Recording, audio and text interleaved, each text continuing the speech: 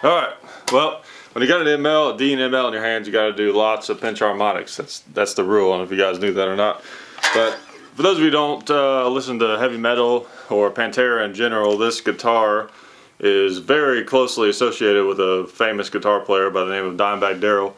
And he was famous for, yeah, he was famous for pinch harmonics, I guess, among other guys, like Zakk Wylde and, I don't know, Randy Rhoads did them. Like, a lot of guitar players do them. It's not like he came up with it, but he's definitely the guy that's known for those. And they're fun. They're so much fun to play. Those little, like...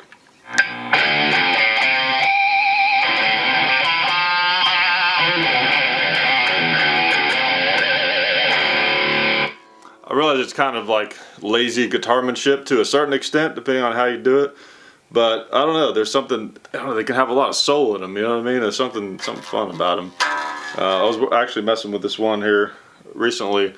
I had a name for it. What did I call it? The squealing pig or the runaway pig, something like that. I can't remember what it was, but it's like this, where you kind of well, just here, listen to it. If I can do it.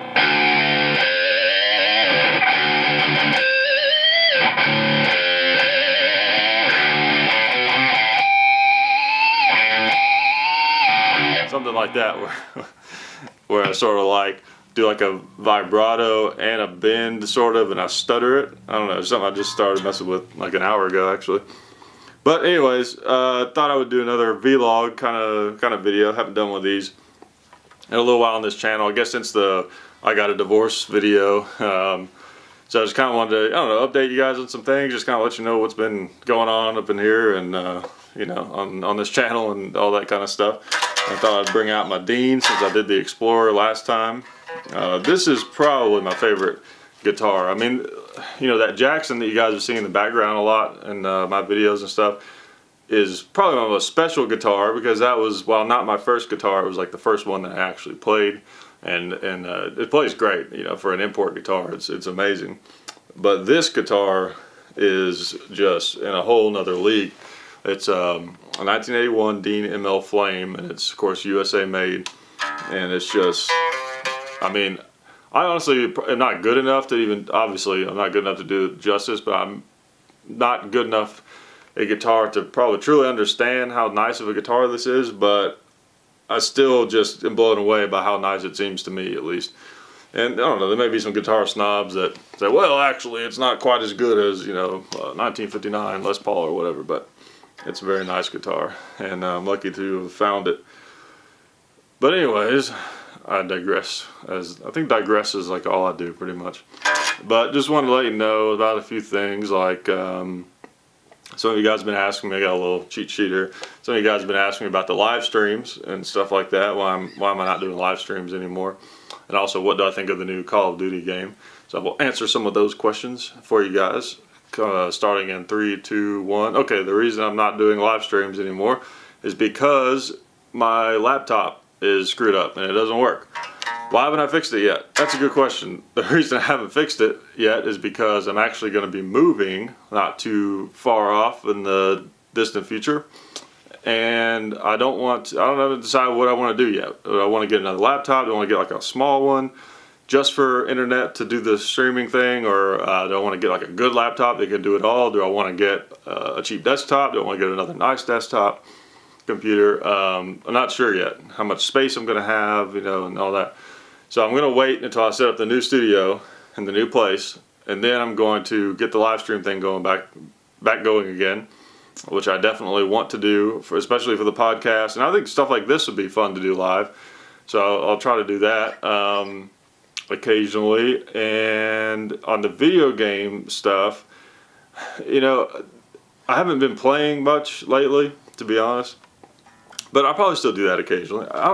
For a little while, I thought maybe I would kind of make that, I don't know, not my thing, but I would do that a lot. But I don't know. I don't have the patience to sit down and play video games all the time, So I'll still do it some because it's fun, but I'm not going to do it a ton. And yes, I have played the new Call of Duty World War II, and I did not like it. I don't know. I know there's a big difference between Call of Duty. Call of Duty is definitely an arcade shooter, as they call it, and Battlefield, from what I understand, sort of bridges the gap between an arcade shooter and a simulator, or some people may totally disagree with that. But I know that Battlefield is intending to be more realistic than Call of Duty. And I thought that wouldn't really matter. I thought that because it's set in World War II, that it would still be really cool. And the graphics look amazing. But just, I don't know, something about the way it plays, and like I see what people mean now when they say arcade shooter, because it definitely feels like that. Like you go in this room and there's a guy over here and a guy over there, like on the campaign and stuff, and then the multiplayer. I don't know. I couldn't get into it. I played it for like a couple hours and haven't picked it up since. At one point I was thinking I would dissect that game and go and do all these comparisons with all the different guns and show how they're wrong and stuff like that. And, I mean, there's definitely some problems with some of the guns, but I don't know. I don't really have the energy to sit down and play it enough to get the footage. So I may just make like one video and sort of do a summary of the guns at least I have access to and some of the things they got wrong, just by watching some footage on YouTube or something like that. But I don't know. But basically, in a nutshell, I didn't really like the game, and probably not going to do a lot of big, gun comparisons with that game or anything.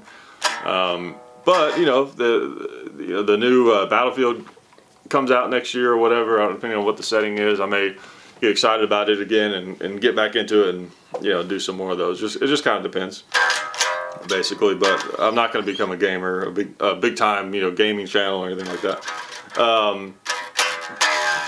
But one thing I am getting into is I've been into like knife throwing and tomahawk throwing for a while, and here recently I sort of picked it back up, and I'm going to start doing some of that stuff. You saw I've done a couple of knife videos here recently on the and-son channel. I did the Tennessee belt axe, and I did that cold steel Tanto. I never know how to pronounce it or how to say it. Did that Tanto blade, Tonto, I don't know.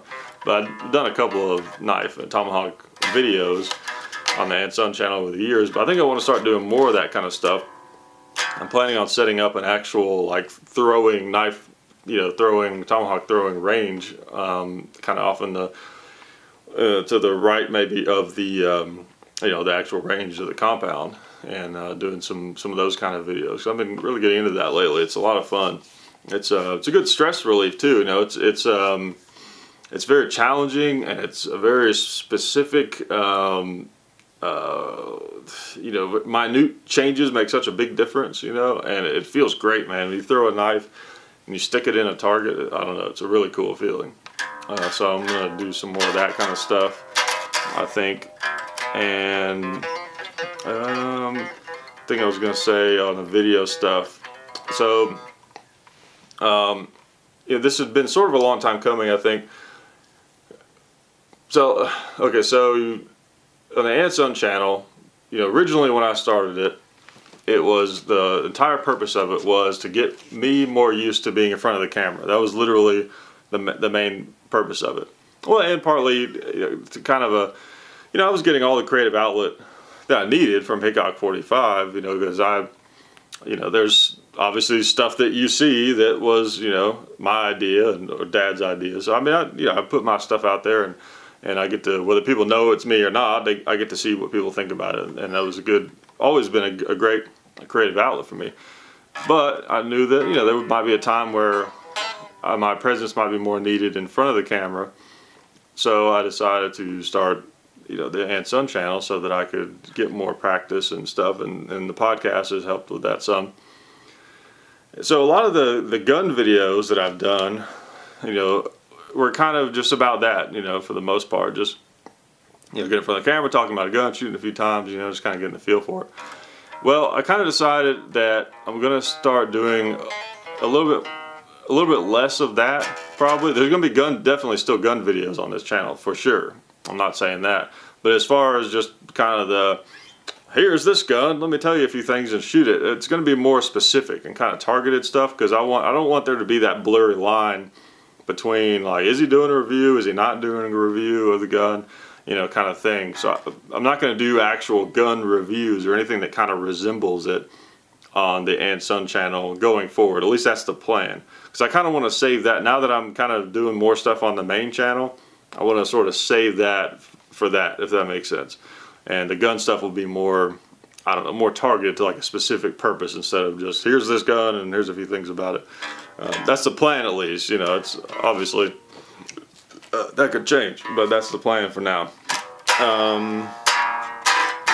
Let's see. Been watching some cool gun stuff on Netflix. Well, that was a bad intro to that topic. Erase that. Let's start over. I'm gonna try a different segue.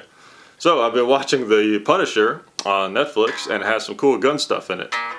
So I realized there's really not anything else that I was watching that I felt like was gun stuff on Netflix. Anyways, I digress again. But I don't know if you guys have seen it yet or not. The new Punisher on Netflix is pretty awesome. If you like guns and you like action movies, you're gonna like that. And it's weird because at first I thought it was gonna maybe have kind of a, I felt like it was going to have an anti-gun kind of twist to it, and those guys that have seen it, you know what I'm talking about. But I was pleasantly surprised. It was pretty neutral, and that's the best you can hope for from some kind of big budget, you know, production or something like that. Because it's almost always get, you know, the progressive agenda, it seems like, when it comes to big media stuff. So that was kind of cool. And there was some neat shooting in it, neat guns, of course, 1911s, you know, it is the Punisher, you know. And there's a lot of cool guns and a great story. The guy that plays the new Punisher is the guy that played Shane from Walking Dead, those first couple of seasons. And he did a great job as the Punisher, I thought. He was great. And then the other guy, I forget his name, that was like the tech guy that was like his buddy or whatever, was really good. Just a great series. Netflix has really just been knocking it out of the park, I think. And it's not just, I mean, it's other people creating stuff and putting it on Netflix, but Netflix has created this environment similar to YouTube in a way, and kind of like a, you know, they're kind of like the next level up in the sense of, you know, production and stuff, where you can have these just really great shows that couldn't be on regular TV very easily, you know, unless they got on HBO or something like that. And it, I don't know, just really opened up the playing field in a great way, I think. Like Stranger Things is amazing on Netflix. There's a new Western on there. I tried watching it and haven't really got into it yet, but I'm gonna keep watching it just and see how I feel about it. I'm kind of picky when it comes to Westerns, to be honest. I don't know. If I feel like, because the plot of the Western is like it's some town that's all women or something, and not to sound sexist or anything, but if I'm watching something in 2017 and it's a Western and the plot is about a town of all women, automatically my brain goes, here we go. Big progressive agenda, you know. I don't know if it's the conspiracy theorist in me or not, but it feels like that's what's going on. You know what I mean? It feels like they're trying to push something, some kind of agenda, or you know, or something. Or like, yeah, we know all these dumb hick rednecks are going to be watching it because it's a Western. You know, let's teach them a little something while we're at it. You know, which we know from what's been coming out in the news lately that Hollywood has no business teaching us anything about morality. That's for sure. But anyways, there's a Western on Netflix. Check it out and see if you like it. I was also going to mention this. So, you guys know, obviously, I'm into heavy metal. You see me wear a lot of metal shirts and stuff like that. But I discovered this new band that I'm really into called Telekinetic Yeti. Telekinetic Yeti. And they're pretty, I don't know how long they've been around, but they're a pretty new band. Best I can tell. And there's only 2 of them. That's what's kind of cool. just a guitar player, singer, and a drummer. They have no bass player or anything. No second guitar player. Just two guys, and it's a really cool kind of. I don't know. It has kind of a Sabbath kind of feel to it, you know. But it's also, you know, he plays with a 7-string guitar, which normally I don't like the really down-tuned kind of metal. I feel like when you get down to a certain point, you kind of lose the tone of the guitar. I don't know. Maybe I'm old school or something. I'm like the old codger way I look at music or something. I don't know, but he uses a 7-string guitar, and it's definitely down tuned, of course. So why would you have one? But it still has a lot of tone. I mean, it has so much tone. It's like this just gigantic, monstrous tone, you know, and it's amazing. That's why they don't need a bass player, is my guess. He just has a great tone. He's a great guitar player, and the drummer is just, I mean, they have that Dimebag Darrell, Vinnie Paul kind of thing where they're just locked in, you know what I mean? And they can just, it's like they can feel each other moving. Like if you listen to the old Pantera stuff or see him live, it's like Dimebag could do whatever he wanted because his brother, they had such a chemistry where they played together so much and they could feel each other out. They could just flex and move, and it was just very dynamic, I guess. You know, the way that they were such tight musicians and everything, and you sort of get that same feel from these guys. So Telekinetic Yeti, check them out if you're into metal music at all. I discovered them through Down, actually, because that's a band that Phil Anselmo from Pantera started, and I think their first album was like 1995 or something. They've got 4 albums out. It's really cool, kind of southern, kind of metal kind of thing, and a lot of soul to it. And I realized I liked that style, so I kind of got to search around for some other bands and I ran across them. But I don't know. Anyways, if you're interested in that, check that out. I'm trying to think if there was something else I was going to tell you guys about. You know, you guys keep asking me about guitar stuff. I'm going to do some more guitar stuff. Again, I think some of you have an unrealistic idea of how good I am at guitar, maybe. I'm not BSing you. I'm really not good at guitar. I just kind of mess around. Like, for example, this is where I'm at with guitar. I figured out that if I stay where these little dot thingies are, it'll sound decent for the most part. And then I can kind of go off of them a little bit. So I have just like a very beginning, you know, I have the beginnings of understanding of kind of how the geometry of the guitar works and the patterns and stuff. And then I'm just cracking the door on that, basically. It's kind of where I'm at.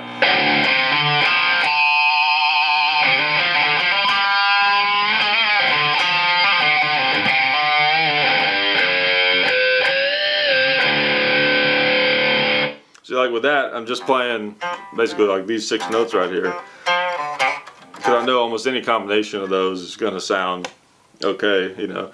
And then it seems like you have a lot of leeway up here on the top.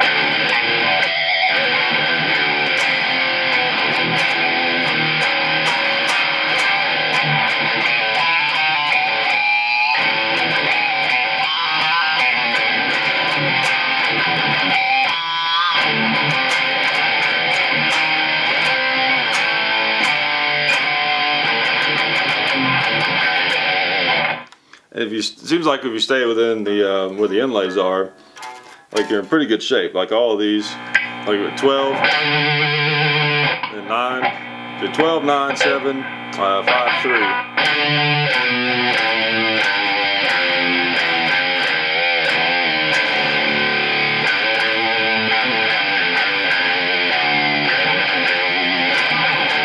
And then I kind of followed that similar principle of sort of staying in the box as I come down. But then I can sort of deviate a little bit, like I know I can go down 1, so this would be 10 right here.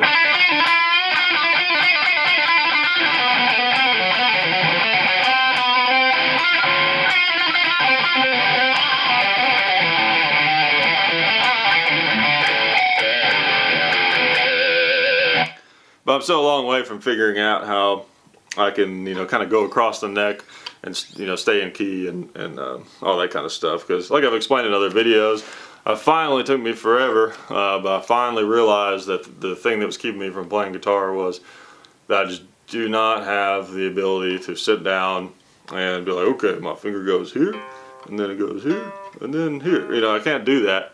I just make noise, and then eventually my noise will sound more and more like music. That's my, I think that's how it works. But that's the way I'm gonna have to learn. So maybe at some point I'll get to a level where I can actually, you know, easier sit down and, you know, and learn stuff and all that kind of thing. But I don't know, I don't really plan to do anything with guitar. I don't know why, but for some reason it's just really, I don't know, set really well with me lately. You know, just come out and just playing a bunch, you know, and making some noise. Like I'll play in the mornings a lot, you know, and it kind of energizes me for the rest of the day. And that's a lot of what's kind of motivating me to get better at it, is because it's weird. It's like, even though it's something new that I'm adding into my life, you would think that it would hurt my ability to get things done. But it's actually been kind of the opposite for some reason. I've been trying to play at least an hour every day. It doesn't always happen, but the goal is like 2 hours. Usually what happens is there'll be a day where I'll play like 2 hours, 2.5 or something, and then I'll skip a day, or I'll skip like 2 days. But you know, usually I play at least 45 minutes. It's not too many days where I don't play. I play less than that. And it's weird. It's like the more I play, of course, the more you play, the better you get. But I don't know. I just feel very energized for the rest of the day. So I actually get more stuff done, even though I'm adding more stuff to my schedule during the day, I guess. That was a convoluted way to say that, but got the job done. So yeah, that's one reason I've been doing that. And of course, you know, another new thing I've been messing with these canvas prints. By the time you're seeing this, these are probably already sold, but I put the link down in the description. And you know, I'll probably start doing them like, I don't know, maybe once a month, something like that. You know, once I have a kind of a feel for how interested people are in them and everything, and I'll figure out how many to order. And I'll just, I don't know, order like, you know, 6 or 7 of them a month, or 4 of them a month, or, you know, something like that. And I'll just, you know, make a video and announce them, something like that. I don't want all my videos to turn into, hey, look, I got these new canvas prints, you know. But it's a new thing, so just like in my, that's one thing I try to run the And channel in a very human, kind of like fluid kind of way, you know. Like with Hickok45, of course, that's how the videos go. You know, the dad's in front of the camera, or even me. It's like try to be very real, but also professional at the same time. And you know, the task at hand is forefront and all that kind of stuff. But as far as the posting and the way we do everything, you know, we try to make it very systematic and consistent and all that kind of stuff. And I wouldn't say it's rigid, but you know, we want to make sure it's solid, I guess is a better way to put it. But with the And channel, because it's more flexible, and I'm not trying to, I hesitate to say this because obviously everyone wants to have more viewers. Everybody, I don't care what they say, everybody wants to have more viewers. The difference is what they're willing to do to achieve it. Some people are willing to do things they don't like to achieve it, or things that they don't understand, or whatever. For the And channel, obviously I want to have more viewers like everybody else, but there's not as much pressure as there is like on Hickok45, so I try to kind of make it more fluid and kind of fit my life to the extent, like if I'm more interested in something, if I could just get into something, you're going to see more of it probably on the channel. Just like if you knew me personally, you're going to hear me talk about something that I'm interested in recently more than other things. You know, like when I just got like back into guitar really big, I was probably talking to everybody that I knew about guitar all the time. That's just how I am. I can't help it. So that's kind of the way that the channel is to a certain extent. It's a little more sporadic because I'm not trying to have this like super professional, consistent, you know, uploading and all that kind of stuff to a certain extent, you know. Trying to think, this video's gotten really long, so if you're still watching, you know, sorry they don't have a life. No, let's see, I'm trying to think if there's something else that I was gonna say in this video. You know, just, I don't know, just wanted to kind of come out, keep it real, and just talk to you guys about stuff that's going on. Of course, like I said, I'm going to be doing the knife videos, and I'm going to get back to doing more content and stuff, and more videos, better videos, and all that kind of stuff. Especially once I get situated in the new place, and you know, and all that. You know, I'll be back to I would say normal. I don't necessarily want to be back to where I was before. Hopefully better, maybe. We'll see. But, well, I can't think of anything else. Of course, don't forget budsgunshop.com. Go to check them out. If you have not gone to budsgunshop.com by now, I mean, come on, what's going on with you? And also SDI.edu. If you hate your job, so that's all of you, probably, then go to SDI.edu and go to school there. First, you got to go to the website, and then once you go to the website, then you decide to go to school there, and then you learn to be a gunsmith, and then you sit and you fix guns all the time. And wouldn't you rather hate fixing guns all the time than hate whatever you're doing now? So make sure you do that. And then also Federal Ammo. They make really good ammo, and they make lots of it, and they supply us with it. So that's probably, I'm not gonna force you to do anything you don't want to do, but I'm just saying, if you were to, you know, get some, I would appreciate it. That's all. That's all I'm saying. And what else? The NRA. Oh man, could go on for another hour about the NRA. But here's the thing. We support the NRA. We've always supported the NRA, and they don't make everybody happy all the time. But for now, I feel like they are one of the most important organizations to join and to be involved with. And so that's why we work with them, because we like the NRA. You know, they don't make everybody happy, like I said, all the time. There's different reasons for that. But the way I look at it, you know, with the political climate and everything, we got to support the NRA. At least be a member. At least be a member. You know, if you want to be a member and, you know, whatever, talk crap about them, whatever. But at least be a member and show your support for at least the organization of the NRA. The way I look at the NRA, in a way, it's kind of like the government. There's things about the government that I don't like, but I'm not going to move to Mexico. I still support, you know, the United States, right? And the NRA, I feel like I look at the NRA, the same way. I can't talk right now. That's another problem that you know, I have to deal with another time. But the NRA.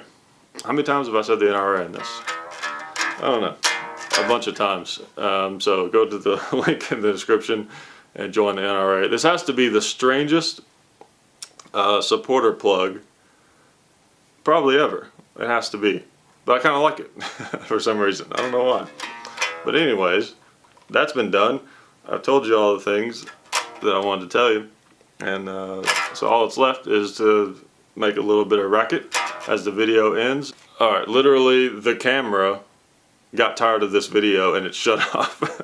So if you're still watching, you've got more patience than my camera. Wow. Okay, anyways, I was pretty much done.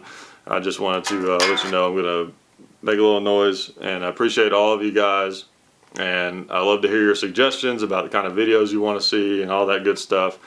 So I may not always get around to all the comments, but don't think I don't like hearing your suggestions and even the negative stuff. And I appreciate hearing from you guys, and I will see you on the next video.